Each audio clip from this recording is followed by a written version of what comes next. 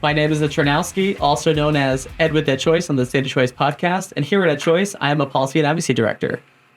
Ed at EdChoice is one of the coolest things I've ever seen. My name is Robert Enlow, and I am the president and CEO of EdChoice, formerly the Friedman Foundation for Educational Choice. And we're going to have a blast today trying to take apart some mean quotes from some legislators. Yeah, we're taking quotes from the new report that was just released, the second edition of Who's Afraid of School Choice. In the report, my co-author and I analyzed anti-choice rhetoric regarding public school funding and public school student achievement. And we compared this rhetoric across programs ranging in eligibility. And today, we're going to be reading some of the most absurd of the quotes that we gathered. So we did this thing, and I remember doing this with you and Jason, who used to work for EdChoice and as the co-author on the piece, where we said, look, is the sky really falling? I mean, every time you have a school choice debate, and it came about from this conversation of, I was testifying in front of the Indiana State Senate a few years ago, and I was last out of like 75,000 people, it felt like. And I listened to the arguments, and they were the same arguments that were made in 1996 when we first started the organization. So I was just so frustrated. Like, these arguments don't change. The sky doesn't fall. Chicken Little never comes true. And so I'm like, how about this? And you guys had this great idea of coming up with this piece, and it got a lot of play. And so we redid it, and it's amazing. Right. Well, the first one was done in 2021. A lot has changed since then. A lot of universal eligibility programs have come into fruition. So there's a lot to cover. We're excited. I mean, just for everyone's knowledge, school choices continue to grow leaps and bounds. The train is running down the track, and for those people who are still opposed to school choice, they're in the way of a train that's going to be unstoppable. Let's start. Go ahead. All right. Well, let's start with Alabama. The quote reads, "If you want to decapitate public education, at least say it, so we'll know how to deal with that." Okay, so thank you, Jason. We're really trying to destroy and decapitate public education like we're in some horror film from the 1990s, right? Right. Obviously, that's not the case, and these guys know that it's not the case. And it's why Alabama has seen dramatic growth in the pro-choice program in the first year. Dramatic, absolutely. Right?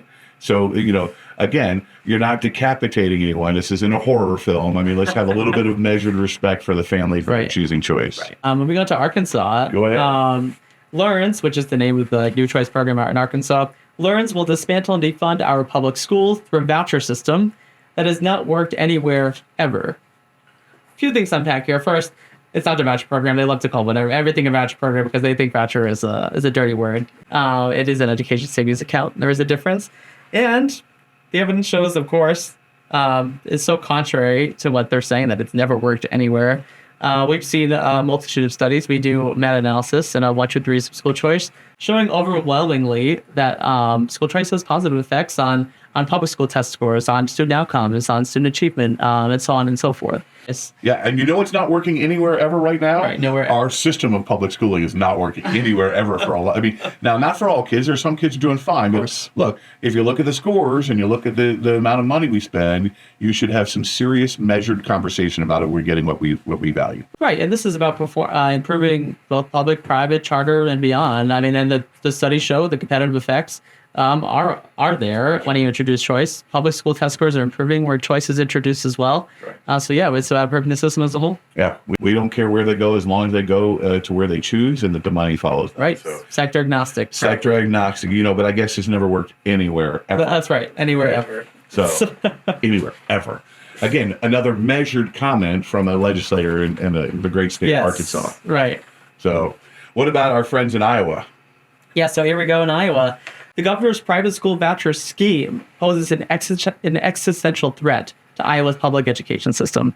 I love that. So the quote is great. The governor's private school scheme, right? Poses an existential threat. It's like somehow someone's going on, we're going to destroy public education today, right? Through some voucher scheme. Works comic book. It's like this comic book villain. It's like Boris and Natasha, right? Right, that's right. This is the worst thing ever. But then my other favorite word is existential threat, right? Like what are you reread Rousseau or something like that, or some crazy sort of idea that this is an existential threat. Nowhere in the world has vouchers or choice or ESAs ever led to a traditional public school closing, right? Or to a traditional public school losing money. So it's just again, it's rhetoric of the lowest degree, or not the highest degree. Right. What about our friends? So our friends in the great state of what is it, Louisiana? Louisiana. I love my Louisiana friends. Me too. We have lots of them. And so here's the quote. ESAs are an abandonment of public education. There's no other way to put it.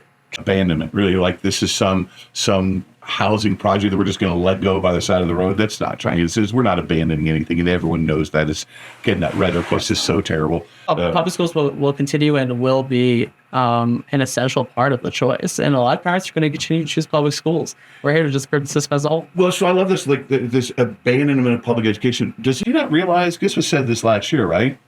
I guess he forgets that Louisiana's had vouchers for over a decade now. Right. I guess so. Maybe we didn't abandon them, or we did. Is he right or wrong? I guess he didn't think the original voucher program was an abandonment, and they only think this one's going to be an abandonment.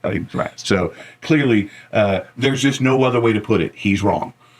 Mm-hmm. I couldn't agree more. Yeah. So Nebraska is another one of my dear friends in Nebraska. These are the Rural School Education Association. I'm going to call these guys out. All right. Let's. These guys, let's just listen to this rhetoric that is clearly measured and thoughtful.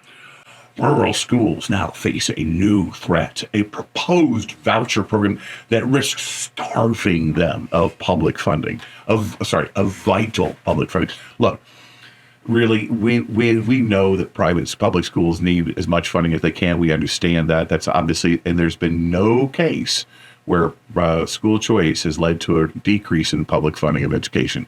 And in fact, it's often led to savings. And we know that cool new programs like in Florida and Arizona, we have universal choice. Guess what kind of school systems are benefiting the most?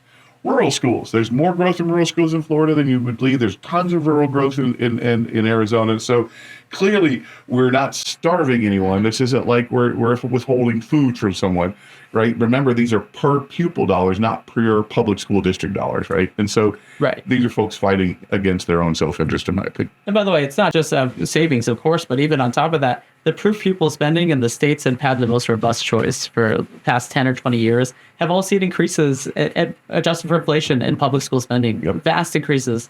So this is just, again, not evidence-based, and certainly don't know where it's coming. I wonder if he ever thinks to ask the question, what are we getting for the money we spend? I wonder, we'll have a conversation about that here shortly. Right. All right, Oklahoma.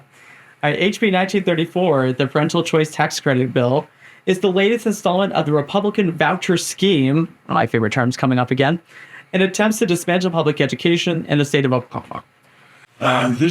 You're starting to see what's going on here. Voucher scheme, dismantle public education. I really feel like there's some way these guys are trying to feel like there's a boogeyman under your bed or coming to pop out of your closet. This is like Monsters Inc. going to pop out of your closet and scare you and destroy the whole world, right? Mm-hmm. Thank you, the Oklahoma State and Senate Democrats, for again being measured on what the reality of school choice is. That's very measured. It always makes me laugh. Like when they say dismantle public education because it takes money away from a public school to go to private, they don't ever criticize a family for moving, right? Which takes money from one public school to go to another public school. I guess that's okay for them because it's a government-run institution. Right. So as long as all the cheddar stays in district schools, regular public and publicly funded government-run schools, right? There's a real big difference you got to make here between how we fund education, which is publicly funded through taxpayer dollars, and how we run it, which is also publicly run by government. Right. And that's the separation we're trying to have here, right? South Carolina. So this, I'm going to make a special comment here on South Carolina. John King, he's a friend of mine. I've known him for a long time. He's come to a bunch of our stuff. And so that's why I was sad to see this quote, to be honest with you. This is the first step of the death of public education, John said. You will have to be calling on my business because of what we're about to do to destroy public education in our state. Now, for those who don't know, John's a funeral home director. So I guess he thinks he's comparing vouchers to killing people. Not sure. I think we should agree with that, given the fact that children who are on vouchers tend to do a little bit better on test scores. They have better later life outcomes. Right. They're more tolerant of other people's opinions and faiths and beliefs. They're in safer schools. They're less bullied. I guess all of these things lead to the death of someone, right? So, again, I wish my friend wouldn't have been that kind of rhetorical, or used that kind of rhetorical device. Look, we have to have much more measured conversation, and the rhetoric that is being used by people who oppose choice is in no way helpful to our debate or to the debate that we need to engage in as a society. Right. So, it's not helpful. It's not productive. We can respectfully disagree, but at least let's have the conversation and get down to the data and what the research says. And we can have legitimate disagreements on like what do the data say about test scores. We have a lot of conversations about that, Right. And we need to get more data. There's a lot of open conversation about what are the civic effects and how do they work, right? Can we do more? Sure, there's a lot to discuss, right? But we know how our current system is working, so we got to figure that out too. Right. We believe in a educated public. We believe in a public education structure where all kids are getting educated. Is a child educated in a private school educated in the public interest? Of course it is. He or she is. Is a child educated at home in the public interest? If they get educated in any of these institutions, of course they are, right? If they get educated in a public school, is that in the public interest? Sure it is. The argument is that the idea of public education doesn't mean government-run schools. Like, we're the only country, it feels like, would have linked this sort of funding of education with the running of schools by the government, and it hasn't worked out that well so far. These are just a few, right? And I'm sure how many did you and Jason come up with when you looked at all these things? Well, we analyzed over 3,000 statements, but after filtering down for relevance, we came down. It was close to the 130. 130. So what were the sort of main themes you found, right? Like when you're going through this and you're looking at all these statements, because it's got to start feeling the same, right? After a while. So what were the common phrases you heard? Certainly deja vu from the 2021 report as well. Again, they're recycling the same arguments. It's all about like, this gonna to public education. It's gonna siphon funding. Effects on it, poor impact on student achievement, things like that. That's what we're saying the most. But I think what's the most common among them is they're not evidence based. I mean, the research is pretty overwhelming, and it's pretty easy to do a quick search online and see how a lot of these claims are false. A lot of times they're doing a cherry pick study, and that's how they'll claim that they're evidence based. But they'll pick one study, cherry pick, from a poorly run program, instead of the meta-analysis study of studies that analyzes all of the programs or all of the empirical studies. So what you're hearing over and over and over again is, I like putting it into my movie voice, the siphoning of public funds, the dismantling of K-12 education, the destroying of public school, right? The same themes over and over again. And the same things you heard in 2021, you've heard in 2024. Lots of deja vu. So basically the same things you heard in 24, you heard in 21, the same things in 21 you heard in 1996. That's right. So none of the Chicken Little theory is that the sky is not falling. Right. And let's just call it what it is. These folks are crying wolf, and when you cry wolf and it doesn't happen, then people stop believing you. And I think that's where we've got to start getting to. We just can't keep believing people who are going to say this kind of rhetoric. Right. So, look, tell us where you can get the report. Tell us more about it. Yeah, so it's go to edchoice.org to check it out. You can either read it online in the PDF, or you can order your free copy as well. We're really excited about this one, and we're hoping to get the word out. Is it yellow again? It is yellow again. That's awesome. And I remember official name is the second edition of Who's Afraid of School Choice, but of course internally we call it Chicken Little 2.0. Chicken Little 2.0. I like that. Ed, you did a great job, you and your co-author, and I love these sort of mean quotes, and I hope that we get a lot of press on this because I think it's great. So too, and it was wonderful working with Jason Bedrick as always. He's a good partner of ours, and I'm looking forward to getting the word out about this report. Awesome. Excellent. Thanks, Ed.